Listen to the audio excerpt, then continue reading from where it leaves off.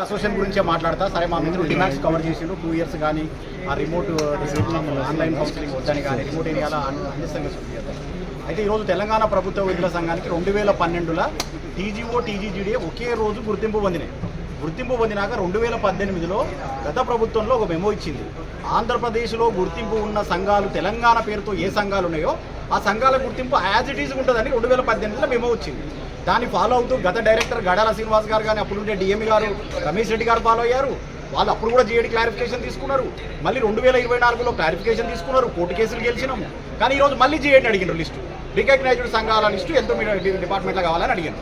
దానికి కూడా చాలా క్లారిటీతోని జీఏడీ క్లారిఫై చేసింది. ఆ మెమో ఫాలో కాండి, టీజీజీడీ రికగ్నైజ్డ్ బాడీ అని క్లియర్గా మెమో ఇచ్చింది. మెమో ఇచ్చిన తర్వాత దాన్ని ఖచ్చితంగా హెచ్ఓడీలో కమ్యూనికేట్ చేయాలి. మా ఆఫీస్ బేరర్లను మొత్తాన్ని లాంగ్ స్టాండింగ్లో రిటెన్షన్ కింద చూపెట్టాలి. మేము కూడా ట్రాన్స్పరెన్సీ అడుగుతున్నాం. మేము ఎక్కువ అడగట్లేదు. పేపర్లకు కొన్ని అంటే వేరే సంఘాల మీద వస్తున్న వార్తలు మాకు సంబంధం లేదు. మేము ట్రాన్స్పరెంట్గా ఇస్తున్నాం. మేము కూడా చెప్తున్నాం ఆఫీస్ బేరర్లను మొత్తం వెబ్సైట్లో పెట్టండి.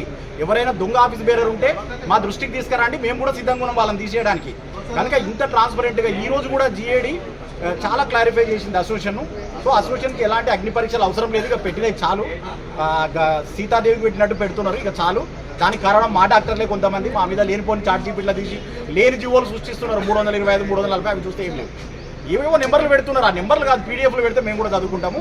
అలాంటి జీవోలు లేవు. జీవోలు చదవబట్టి ఈ అసోసియేషన్లో 15 నుంచి చదువుతున్నా.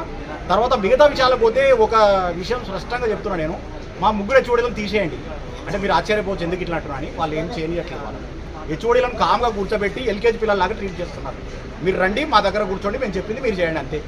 మీరు టోటల్గా వ్యవస్థ నాశనం చేసినారండి. వాళ్ళు ఏమీ లేవు వాళ్ళకి అధికారాలు. ఎందుకు ఇంకా పోస్టులు తీసిస్తే అయిపోతుంది. వాళ్ళు ఏం అడిగినా మాకు తెలియదు, పైకి పంపించడం అంటారు. పైనుంచి కిందకి ఏమొస్తుందో వాళ్ళకి తెలుస్తుంది. మరి ఏంది పరిస్థితి?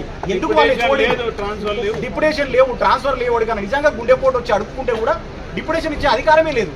మరి డిప్యుటేషన్లు ఆగిపోయినాయి, ఆగిపోలే. అధికారం బలం ఉన్న వాళ్ళకి అందరికీ డిప్యుటేషన్లు వస్తున్నాయి. వందల డిప్యుటేషన్లు వస్తున్నాయి. ఇప్పుడే రమేష్ బదర్ చెప్పిండు ట్రాన్స్ఫర్లు కూడా వస్తున్నాయి. కానీ స్వయంగా నా ట్రాన్స్ఫర్ చేయాలి. దానికి రూల్స్ అడ్డం పెడతారు. డైరెక్ట్ సీఎంఓ నుంచి సర్క్యులేట్ ద ఫైల్ అంటే కూడా చేయలేదు. అంటే వాళ్ళకి ఏంది న్యాయం నచ్చిన వాళ్ళకు మాత్రమే ట్రాన్స్ఫర్లు చేస్తున్నారు, నచ్చిన వాళ్ళకి డిప్యుటేషన్లు చేస్తున్నారు. నేనేమంటున్నా ఆ పవర్ లేదు హెచ్ఓడీలకి అండి, లేదా హెచ్ఓడీ పోస్టులను తీసేయండి. ఇది సింపుల్గా చెప్తున్నా.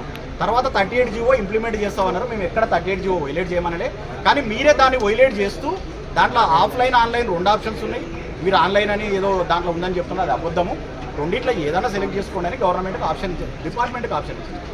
సో లాస్ట్ టైం ఆఫ్లైన్ చేసిన కనుక చేయమని చెప్పినాం. మేము కూడా సహకరిస్తామని చెప్పినాము. అయినా మీరు ఆన్లైనే అంటున్నారు. దాంట్లో లేనిది మీరే అన్వయించుకుంటున్నారు. కానీ మరి మిగతా 2 విషయాలు పెట్టమంటే పెట్టరు. 2 years సర్వీస్ చేసిన వాళ్ళు నాట్ ఓన్లీ డిఎంఈ వివిపిలో ఉన్నారు, డిహెచ్లో ఉన్నారు. అందరూ 2 years అది మరి దానివల్ల పాప కష్టమైతే ఇప్పుడు ఎక్కువ బాధ కన్నా ఉన్న వాళ్ళని బలవంతంగా తీయడం తప్పు. వేరే డాక్టర్లు రారు, వస్తే తీయండి, లేకపోతే వాళ్ళని అట్లనే ఉంచండి. ఫస్ట్ వేకెన్సీ ఫిల్అప్ చేయాలని మేము చెప్తున్నాం. సో ఇన్ని విషయాల మీద ఇంత స్పష్టత ఇచ్చిన తర్వాత కూడా మా హెచ్ఓడీలకు ఎలాంటి స్పష్టత లేదు. మేడంను కలిస్తేనేమో మేడం నాకు ఇంకా గైడ్లైన్స్ రాలేదంటుంది. సో దీన్ని తొందరగా గైడ్లైన్స్ చేసి ఆఫ్లైన్ దాంట్లో జరుగుతుంది. ఆఫ్లైన్ చేసినప్పుడు మేము అసోసియేషన్ నుంచి 1-2 రిప్రజెంటేటివ్ పెడతాము. ఎలాంటి గొడవలు జరగకుండా చూసుకునే బాధ్యత మాది. Thank you very much.